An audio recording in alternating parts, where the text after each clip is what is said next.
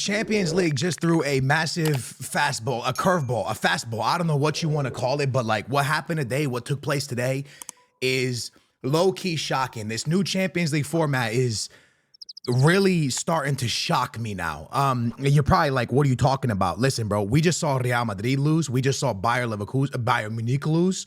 And we just saw Atlético Madrid lose. But we didn't watch Atlético Madrid lose. My Benfica, the team I support, the team that literally fired a manager 3 weeks ago or 2 weeks ago, something like that. We fired Roger. We put Bruno Lage in charge, a Portuguese guy that used to coach us years ago, and we only fired him to bring back Jorge Jesus, which was a terrible decision. Bruno Lage steps back in, and all of a sudden, after 3 weeks, we smack Atlético Madrid 4-0 at home in what I thought was going to be a very hard game to even get a point for Benfica. We smacked them 4-0. And if I'm being truly honest with you, the game could have ended 6, 7, 8 goals. Like, we could have annihilated Atlético Madrid. Di Maria had a cutback that he didn't play. At the end of the game, there was so many opportunities for us to just like, after 4-0, it just looked like Atlético Madrid completely shut off. After 3-0, they just shut off, looked like they were ready to get back on the plane and go back to Madrid. And we could have scored a lot of goals. And I really want to take today, not just to talk about the Champions League, but to talk about, is it time for Real Madrid to really start looking at Ancelotti in a certain way? Let me explain. I'm not really a big fan of saying managers should be fired. Even when Roger Schmidt with Benfica was having a terrible time and you could see that he kind of lost the locker room, I really wasn't calling for him to be gone, right? I was just like, bro, something's wrong. They got to fix it. I don't know how you fix this. I don't know what could happen. But the team is such a good team, right? They got Arturoglu now. They got Kochu, Di Maria on the side. Pavlidis is a great, it's a really, really good team for the Portuguese league and a team that can compete in the Champions League, right? I don't know if it could compete 4-0 against Atleti, but it's a good team. And they were performing very poorly. And when they won games, they barely won games.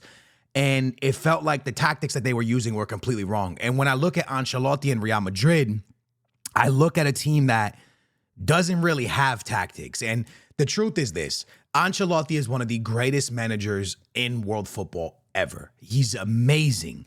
But Real Madrid has not been doing it in a beautiful way. They won that Champions League off of heart, off of determination, off of the Real Madrid DNA. Like, they won it off of the back of that. They didn't win it because they were the best playing football team. They didn't win it because they looked the best. They didn't win it because the team played the best. They literally won it off of heart, determination, and just the DNA of Real Madrid. But the truth is, would a manager switch at some point at Real Madrid be good? Because Roger was amazing for Benfica. We won the league. We go to the semifinals of the Champions League. I think it was semis a quarter when we played Inter. And we go out to Inter, who goes to the final. It was a fantastic season. Everything was perfect. We barely lost any football matches. We looked incredible. And it's the same thing with Ancelotti. The success was there, but the following seasons, you're seeing almost like the team be too comfortable. And you're not seeing really an idea or a style of play. When I would watch Benfica play under Roger, I would go, man, what are they trying to do? Like, what exactly are they? What's the game plan here? Like, why is there a left mid? Why is there a center mid playing left mid? Why is there certain players out of position? And to me, I look at Real Madrid and I see a team that has so many superstars and so much talent. But so many times you'll see certain players just not really in a position that is best for them, right? You'll see, like, I don't know, I don't really know how to explain it, but you watch them play and you go, man, what's the idea? What's the tactics here? What's the idea behind this? What are they attempting to do? Because it almost feels like at Real Madrid right now, over the first couple months of the season, it's just waiting for an individual player to have an individual moment for them to get the W.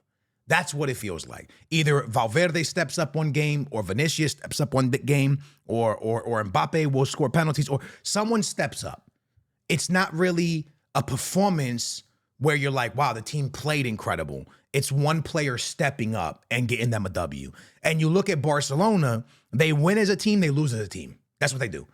Right now, they win as a team, and when they lose as a team, right? There's not... You can say Lamine Yamal's playing great, but also Rafinha's playing great, and also Lewandowski scoring, and it's a team performance. It's a team performance at Barcelona, and at Madrid, it feels like an individual performance, waiting for an individual to step up. Not because of tactics, not because of a style of play, but just an individual stepping up. And I'm seeing a lot of similarities between Benfica and Real Madrid, and I just lived it with Benfica. The difference is Real Madrid have one of the greatest coaches in the history of our sport, right? At what point do you start talking about, well, maybe it is time to move on from Ancelotti? He just won a Champions League, right? That can't be the conversation yet.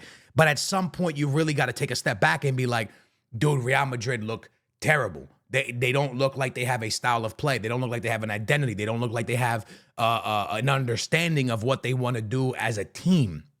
And that was how the exact same place Benfica was in. Benfica was in a position where nothing would work, nothing play. It just made no sense. So we fire Roger. We bring in Ancelotti. We bring in Bruno Lage. And Bruno Lage says in the first thing, he goes, I'm just going to put the Benfica style. I just want the team to be attached to the fans again, because the fans were really upset and wanted Roger out. We just want to bring the fans and the team back together and make the players have fun again. And the number one thing after the game today, Benfica beats Atlético Madrid 4-0. Coach who goes to talk and do an interview, and he goes, I'm just happy to be a footballer right now. Like, I feel good. I love playing football again. Under that manager, he did not enjoy playing football. He didn't like the system. He didn't like playing for us. He didn't enjoy football. Now he's happy again. And sometimes these things happen in systems. Maybe certain players aren't happy in Ancelotti's system. I don't know. I don't know what's happening at Madrid, but something needs to kind of happen. And I'm not saying it needs to be Ancelotti that gets sacked, but something needs to happen, because the truth is this: Bayern loses today, right? Let's talk real, right? Because Bayern loses today to Aston Villa.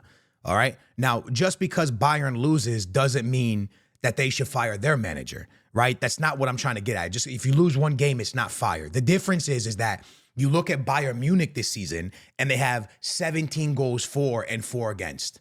17 goals they've scored, and only 4 goals have been suffered. And they have 13 points in the league. They've drawn 1 game. They've won 4. Okay. They're having a great season. They're scoring goals. 17 goals in 5 games are crazy. Now, I know you're going to say, well, but you don't compare La Liga to the Bundesliga. Okay, that's fine. But Real Madrid in 8 games of La Liga has 17 goals. And that's 8 games. And you can say don't compare Bayern and the Bundesliga to La Liga and Real Madrid, but also don't compare Harry Kane to Mbappe, Vinicius Jr., Jude Bellingham, and Rodrigo. Let's be real. Let's speak facts now, okay? Because it's always Hala Madrid for me, but we got to spit facts as well. You can't compare Bayern's team and the players they have to what Madrid is rocking with. Madrid is rocking with a serious team, bro, and they have 17 goals. And I want you to understand that Villarreal has the same amount of goals as them in 8 games, right? That's the problem. There's not really this, you have this phenomenal attacking football, and the attacking football is not happening. You then see Real Madrid go into the Champions League, okay? And they go into the Champions League and they lose to Lille. Now, as it stands right now in the Champions League, Real Madrid has 1 win, 1 loss. All right? 1 win, 1 loss. They have 3 goals for, 2 against. Again, they're not scoring a lot of goals. Barcelona has scored 6 goals. Bayern has scored 9 goals. Monaco has scored 4 goals. Sporting has scored 3 goals, same as Madrid. I'm gonna give you teams that have scored more goals than Madrid. All right? Sparta has scored 4. Inter has scored 4. City has scored 4. Juventus has scored 6. Aston Villa has scored 4. Liverpool has scored 5. Bayer Leverkusen 5. Benfica 6. Like, you understand where I'm coming from? But Real Madrid is getting outscored by almost every team. And I know Mbappe didn't play today, but you still had Endrick and Vinny out there starting the game. You get what I'm saying? So it's just one of those things where it's like, something's not working at Madrid, and they quickly have to figure it out. If it's a thing about players, Ancelotti really needs to figure it out. And if it's a thing about the manager, then Real Madrid needs to figure that out. Because this is not the start of the season that anyone expected, and it doesn't look great. Now, I'm not saying anyone needs to be fired. I'm not saying that. But I am saying that Ancelotti needs to really look at his tactics and what players are starting every game, because something is extremely wrong. Hats off to Lille, okay? Fantastic win. huge 3 points when they really needed it the most. And to go back, you know what I'm saying? Great game to Aston Villa, real quick. Shout out to Aston Villa. Great game to Aston Villa. Really, really, really, really impressed with what Aston Villa did today as well against a very, very strong Bayern Munich. Okay. Now, when we go to the Champions League and we look at the standings, you obviously see I got a really happy face, a very smile on my face. The top 4 is Dortmund, and then Brest. Is that how that's said? And then Benfica and Bayer Leverkusen, then Liverpool and Aston Villa.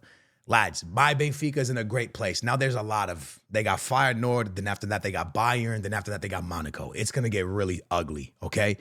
But to have 6 points after 2 games, and one of the games being Atlético Madrid, and having 6 goals for and 1 against after playing Atlético Madrid is very, very impressive to me, especially after a manager switch. So I'm very, very happy with my Benfica. I'm very pleased with what they've accomplished. I'm very shocked by this Champions League. I really want to get that off my chest and really stress that. I am shocked by this Champions League. I'm just absolutely shocked. I didn't think that City would be on 4 points. I didn't think Madrid would be on 3 points. I just didn't think so. I thought it would look very different. Let me name the teams that have 6 points after the first two games. Dortmund, Brest, if I said that right, Bayer Leverkusen, Liverpool, Aston Villa, Juventus, Man City. Nope. Juventus is where it ends. Man City's on 4. So only 7 teams have 6 points after 2 games. And again, for me, one of the most impressive ones, obviously, I'm not hyping it up, but my Benfica is very impressive for me because it's Atlético Madrid. Which is huge. But the one that probably impresses me the most, lads, is Aston Villa. Because Aston Villa has beat a German monster, right? They beat Bayern Munich in the second game. And the first game, they beat Young Boys. And they have 4 goals for and 0 against. That's huge for Aston Villa, bro. That is massive, right? So big ups to Aston Villa. Big ups to Benfica for really, really impressing. And really, really showing. You know, I think a lot of people went into this Champions League so far and they were like, oh, this is for the bigger teams to just kind of be cooking. But the truth is, a lot of the bigger teams are not cooking. City's in 8th place, Inter's in 9th place, Arsenal's in 13th place, Bayern Munich is in 15, Barca's in 16, Real Madrid's in 17, PSG's in 19. But let's just be 100% real with each other. This is going to flip-flop really quickly. In my opinion, this is going to change very fast. It's going to look very different by the time 8 games come around. But it is really cool to see my Benfica up there, and it's really cool to see what Aston Villa's doing. I hope you guys enjoyed it. Real Madrid, let me know. Real Madrid fans, let me know what you guys think in the comments down below. Do you guys kind of agree with me? Do you disagree with me? Do you see where I'm coming from? Because I just lived it with my Benfica. I lived it with Roger Smith, and I saw a team that had no tactics and no style of play to then going 3 weeks later to going and cooking Atlético Madrid nasty and just playing really, really good football. I would love to hear what you guys have to say in the comments.